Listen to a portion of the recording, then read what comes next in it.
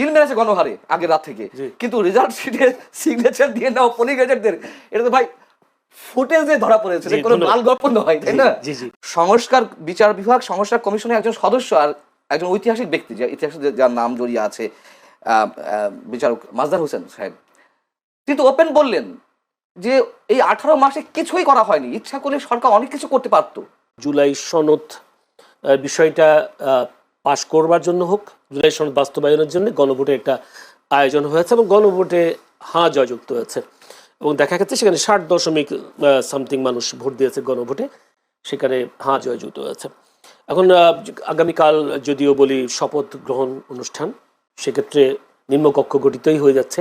উচ্চকক্ষে কি হতে পারে বলে, উচ্চকক্ষ কিভাবে গঠিত হবে বলে মনে করেন? কি জুলাই সনদের বাস্তবায়ন অনুসারে হবে নাকি আসলে বিএনপির দেয়া ইশতেহারে এই পদ্ধতিতে হবে বলে আপনি কি মনে করছেন? আর যদি হয় কি ধরনের জটিলতা তৈরি হতে পারে? জেনারেল ধন্যবাদ আপনাকে।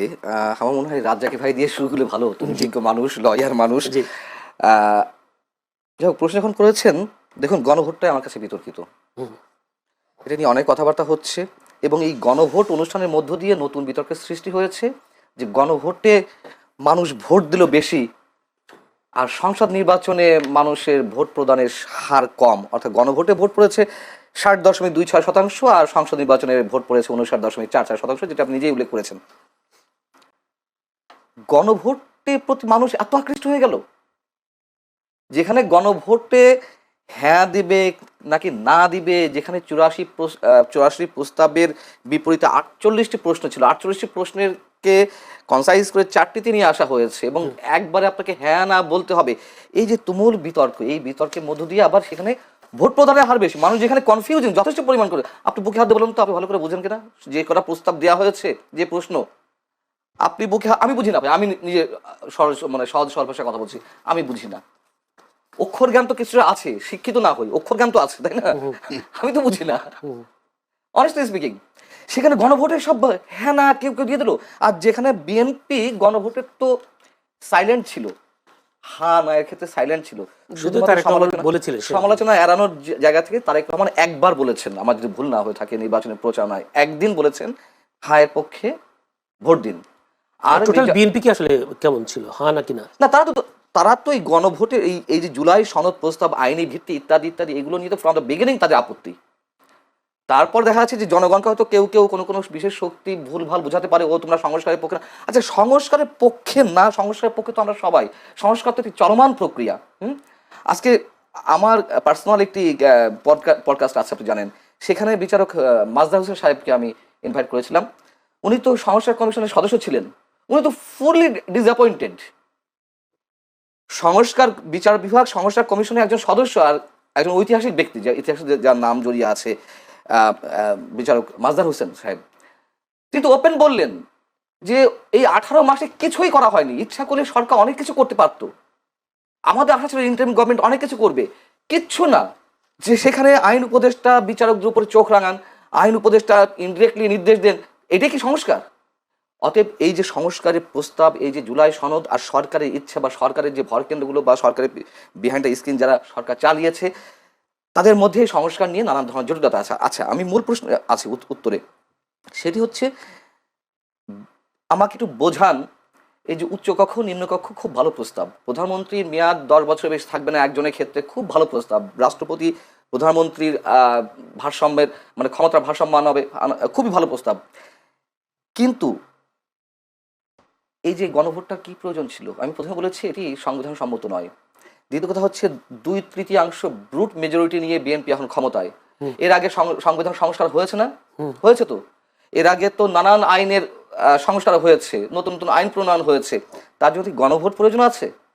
আচ্ছা, এই 2/3 সংখ্যাগরিষ্ঠতা নিয়ে তো সংস্কার প্রস্তাব বিএনপি যা ইচ্ছা করতেই পারে। এই যে সংবিধান সংস্কার পরিষদ, এটি কেন, কোন উদ্ভট চিন্তা থেকে এটি এলো? এবং একই সঙ্গে প্রশ্ন, এটি দাবি তো মূলত এনসিপি এবং জামায়াতে ইসলামী ছিল, তাই না? সেই এনসিপি কেন এত কিছুর পরে, এত দিন পরে, নির্বাচন হয়ে যাওয়ার পরে, আজ কিবার রোববার আজকে তারা গেছেন বঙ্গভবনে স্বাক্ষর করতে? আপনি বুঝতে পারছেন না খেলাগুলো কোথায়? যারা প্রস্তাবক, যারা নিজেদেরকে বিপ্লবী বলছে, যারা এটার করতে যান প্রাণ দিতে মরিয়া হয়ে আছে, তারা কেন এতদিন পরে একেবারে নির্বাচন পরে গিয়ে স্বাক্ষর করতে গেল, তার আগে কেন স্বাক্ষর করলো না? এই প্রশ্নগুলো পাল্টা আপনাদের কাছে। তাহলে এটি দিয়ে কি হচ্ছে? তারপরে উচ্চকক্ষ গঠন হচ্ছে কি হচ্ছে না আমি একটু জানতে চাই। যদি গঠন হয় তাহলে কিভাবে গঠিত হওয়া উচিত? বিএনপি বলে আসছে যে আসনের ভিত্তিতে, আসনের ভিত্তিতে তারা উচ্চকক্ষ গঠন করতে চায়, আর জামায়াতে ইসলামী চায় পিয়ার পদ্ধতি। হ্যাঁ, সো এটা তো এখনো নিষ্পত্তিহীন অবস্থা আছে, নিষ্পত্তি হয়নি। নিষ্পত্তি না হলে কোনো জটিলতা তৈরি হবে, জটিলতা তো সৃষ্টি হতেই পারে। জামায়াতে ইসলামী 68 আসন নিয়ে আছে, আরো 6টা তাদের সহযোগীদের। সো এতগুলো আসন নিয়ে তারা তো শক্তিশালী বিরোধী দল হিসেবে উপস্থিত হয়েছে। যেহেতু নিম্নকক্ষে বিএনপি 2/3 ভোট পেয়েছে, সেখানে তাদের আইন পাশ করতেও তো তার কোনো জটিলতা নাই। দুইটা প্রশ্ন উত্তর যদি আপনার শেষের প্রশ্ন উত্তর দিয়ে শুরু করি। সেটা হচ্ছে অবশ্যই তাদের কোনো সমস্যা না, তারা ব্রুট মেজরিটি পেয়েছে। যদিও ব্রুট মেজরিটি ইতিহাস বলে যে সংশ্লিষ্ট দলের জন্য ক্ষতির কারণ হয়, তারা একনাক হয়ে ওঠার সুযোগ পায়। যাই হোক, এগুলো ভবিষ্যতেই বলবে যে বিএনপির ক্ষেত্রে আসলে কি হবে। এবং আইন প্রণয়নের ক্ষেত্রে কিছু করার নেই। হয়তো জামাত ইসলামী, এনসিপি যে 2-1 জন সদস্য বা স্বতন্ত্র বা অন্যান্য দলে যারা আছে তারা একটু হইচই করতে পারবে, কিন্তু বিএনপি যা ইচ্ছা তাই করতে পারবে। আর উচ্চকক্ষের ক্ষেত্রে আপনি বললেন যে জটিলতা, সেটাও পুরনো প্রশ্নটা বোধহয় ঘুরে ফিরে এলো যে জটিলতা একটা সৃষ্টি হবে। আমি জটিলতা এই জন্য বলছি, আচ্ছা জটিলতা হওয়ার তো দরকার, ওখানেও তো তারা বেশিরভাগ আসন পাবে উচ্চকক্ষে। হ্যাঁ, বিএনপি ওখানে তো উচ্চকক্ষ, যদি একেবারে পিয়ার পদ্ধতিতেও হয়, তো সেই ক্ষেত্রে আইন পাশ করার ক্ষেত্রে তো তেমন কোনো জটিলতা তৈরি হবে বলে মনে হয় না আমার মতে। তো সেই ক্ষেত্রেও বা বিএনপি কেন রাজি হবে না? বলে রাজি হবে না এই কারণে তাদের রিপ্রেজেন্টেটিভ কম যাচ্ছে, যদি ভোটের হিসেবে হয়। ভোটের হিসেবে পিয়ার পদ্ধতি হলেও তো ওনাদের আসন বেশি থাকছে তো না, যদি বেশি থাকছে আর পিয়ার আর জনগণের ভোটের রেশিওতে যদি হয় তাহলে তাদের প্রতিনিধিত্ব কম যাবে উচ্চকক্ষে। এটাই, সো এই কারণে তারা ওইটা চাচ্ছে। এই কারণে আচ্ছা, তারা যখন এই দাবিটি তোলে খুব ভালোভাবেই তারা নিশ্চয়ই হিসেব নিকেশ করেই কথা বলেছিল যে আওয়ামী লীগ যে নির্বাচনে আসতে পারবে না বা একেবারে বাদ হয়ে যাবে, তারা কিন্তু এই হিসাবটা মাথায় নিয়ে বলেনি। তারা আওয়ামী লীগ আসতে পারে, আওয়ামী লীগ আসলে একটা কন্টেস্ট হবে, হ্যাঁ, সেক্ষেত্রে আওয়ামী লীগের ভোট কম নয়। এবং একটু দেখা গেছে 2008 পর্যন্ত মানে পার্সেন্টেজে আওয়ামী লীগ সবসময় এগিয়ে ছিল, 35-40% মধ্যে দুই দলেরই, বাট বিএনপির চেয়ে আওয়ামী লীগ অনেক বেশি আসন পেয়েছে। যাই হোক, এই জন্য সংসদে মানে সংসদের নিম্নকক্ষে যদি হয়ে থাকে তার ভিত্তিতে বা আসনের ভিত্তিতে তারা এটা চাইছিল। দেখুন, আমার মনে হয় এই পর্যন্ত যাবে না, তার আগে অনেক ধরনের জটিলতা হবে। জটিলতা এখনই দেখা দিয়েছে, আমি জানি না যে কি হবে, কি হতে যাচ্ছে সকালে। আমরা তো সবসময় সংশয় প্রকাশ করি, সংশয় প্রকাশ করাটাই আমাদের কাজ, প্রশ্ন তৈরি করাটাই সাংবাদিকদের কাজ। আশাবাদী নয় কেন আপনারা, সংশয়বাদী কেন? না, এখন তো শোনা যাচ্ছে যে বিএনপি তো বলছে যে এটা তো সংবিধানে নেই, সাংবিধানিক সংস্থা পরিষদ বলে আবার কি আছে, সালাউদ্দিন আহমেদ বলেছেন। বিএনপির একাধিক সূত্র বলছে যে তারা একই সাথে সংসদ সদস্য হিসেবে এবং সংবিধান সংস্কার পরিষদের সদস্য হিসেবে ওত নিতে চায় না, তারা আগে এমপি হিসেবে শপথ নিতে চায়, পরেরটা পরে। এদিকে নিশ্চয়ই সরকারের পক্ষ থেকে আপত্তি আছে, যেহেতু তাদের মধ্যে সরকারই আয়োজন করছে শপথের। কিন্তু বেশি হয়তো জামাত আছে, এনসিপি আছে, তারা আপত্তি জানাচ্ছে। এরই মধ্যে আমরা তো এ ধরনের খবর পাচ্ছি, আমি জানি না কতটুকু সত্য না মিথ্যা, তবে একেবারে তো উড়িয়ে দেওয়া যায় না। এটা তো সত্য কথা যে বিএনপি যেটা বলছে যে সংবিধান সংস্কার পরিষদ বলে কিছু নাই, অতএব ঝামেলা হচ্ছে। কি খবরটা পাচ্ছেন সেটা খবর পাচ্ছেন ঝামেলা কিছু একটা হচ্ছে, সেই ঝামেলাটা কোথায় গিয়ে দাঁড়াবে এটা বুঝতে পারছি। আমরা তো বলেছিলাম, আপনারা এখানেও বলেছি যে আমি মনে করি না ডক্টর মোহাম্মদ ইউনূসের অধীনে কোনো নিরপেক্ষ নির্বাচন হতে পারে। আমি মনে করি না যে, এখনো বলছি, মানে এই কয়েকদিন আগে এসে বলেছিলাম যে নির্বাচন হবে কিনা, যথেষ্ট কনফিউজড, যথেষ্ট হয়ে গেল নির্বাচন হয়েছে। আবার এই কথাই বলেছিলাম যে আমাদের ধারণা যেন, আমাদের সংশয় যেন মিথ্যা প্রমাণিত হয়, এই কথাও বলেছিলাম। তার কারণ এই গভর্নমেন্টের কোনো কাজের প্রতি আমার কোনো আস্থা জাগে। ঐতিহাসিক নির্বাচন তো হয়েছে, এটা তো অস্বীকার করতে পারেন, ইতিহাস বলতে পারেন, সন্ধ্যার ভোট, মানে আমি না এগুলার বিতর্ক সৃষ্টি করতে চাচ্ছি না। যেহেতু আপনি বলেছেন ঐতিহাসিক হয়েছে, আওয়ামী লীগের সময় দিনের ভোট রাত 10টা থেকে শুরু হয়েছিল, আগের রাত 10টা থেকে, আর এই ভোট এই 2026 12 ফেব্রুয়ারি ভোট আগের দিন সন্ধ্যা থেকে শুরু হয়েছে, সেদিক থেকে ঐতিহাসিক। আওয়ামী লীগের মতো একটি দল নেই, সেদিক থেকে ঐতিহাসিক। এই ভোটটা আরো এগিয়ে আগের দিন রাতে কিন্তু সন্ধ্যা থেকে আওয়ামী লীগের জন্য লাভ হয়েছে। আওয়ামী লীগকে আমরা যে কারণে অপবাদ দিয়ে আসছি, কেন শুরু হয়েছে বলে আপনি জানেন না? আপনি ফুটেজ দেখেননি? ব্যালট পেপার খোলা, ওই গণভোটের ব্যালট পেপার সামনে দেখা যাচ্ছে সন্ধ্যা থেকে, ওপেন ব্যালট বাক্সের উপরে, তারপরে আপনার রেজাল্ট শিটে সিগনেচার নিয়ে।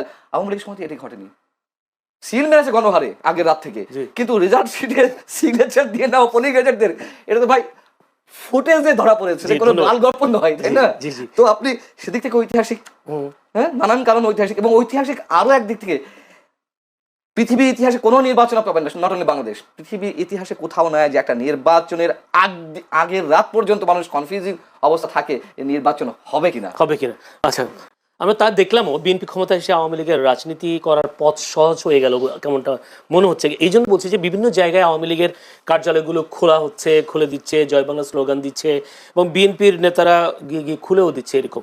তাহলে কি বিএনপি ক্ষমতায় আসার কারণে আওয়ামী লীগের রাজনীতি করার পথটা সহজ হয়ে গেল কিনা? খুব স্বাভাবিক, খুব স্বাভাবিক, যেটি রাজাকে ভাই বলেছেন, সেই কারণে আওয়ামী লীগ খুশি। অন্তত রাজাকে ভাইয়ের এই পর্বের এই বক্তব্যে আমি সম্পূর্ণ একমত। সবাই খুশি, আমরা সবাই রাজা। এখন বিষয় হচ্ছে যে শুধু আওয়ামী লীগ, বিএনপি বা যার যার জায়গা থেকে খুশি তা না। দেখুন, এটি বাস্তবতা। বাংলাদেশের মানুষ যে দলই করুক না কেন, আমি সবসময় একটি কথা বলি, 80 থেকে 90% মানুষ মুক্তিযুদ্ধের চেতনায় বিশ্বাসী। সেই মানুষগুলোও খুশি।